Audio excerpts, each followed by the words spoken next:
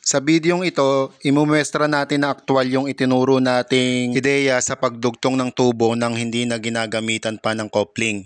Kundi iinitin lang natin yung tubo para atin itong maisuksok. Sa pag-init ng tubo, ang gagamitin pala natin dito ay itong heat gun.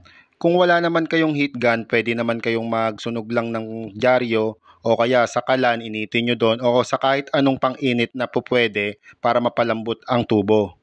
May mga nagsasabi sa ideyang ito ay palpak daw ito. Hindi daw ito magandang gawin. At marami din namang nagsasabi na napaka-epektibo ng ganitong ideya. Siguro yung mga nagsabi na palpak ito, sinubukan siguro nila ito ngunit mali ang kanilang proseso kaya pumalya. Siguro din ay pangit ang materyales na kanilang ginamit.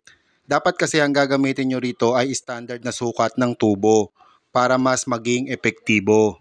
May mga dahilan kung bakit pumapalya ang pagdurugtong ng tubo. Una, baka yung ginamit na pandikit ay expire na, luma na. At isa pa, kailangan kasi nasa timing ang pagkakadikit kasi madali nga itong lumapot. Kaya kailangan makapisado nyo yung bilis ng pagkakatuyo ng pandikit na gagamitin nyo. Siguraduhin yung malinis ang mga tubo bago nyo dikitan kasi isa yun sa mga dahilan kung bakit pumapalya ang pagkakadikit nito. Isa pa sa dahilan kung bakit pumapalya ang pagdurugtong ng tubo kahit na coupling ang gamitin o ang ideyang ito sa kadahilanan na maluwag ang tubo. Kung sakasakaling maluwag ay wag nyo nang gagamitin pa. Humanap kayo ng tamang sukat niya at tamang sikip dahil siguradong hindi magdidikit ng maayos kapag maluwang. Dahil nga rin pala sa ideyang ito, hindi na rin natin kailangan pa bumili ng bagong female adapter. Nag-improvise nga rin pala tayo dyan ng pamahid natin sa pandikit. Tela lang yan, tinali ko lang sa stick. Huwag kayong gagamit ng foam kasi mabilis yung lalagkit.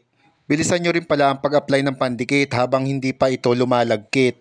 Dahil mahihirapan na kayo sa pagsuksok at sasablay na rin ang pagkakadikit. Kapag naisuksok nyo na ang tubo, steady nyo muna ang pagkakahawak ng mga 1 minuto para hindi mawala sa posisyon ng tubo kapag binitawan nyo.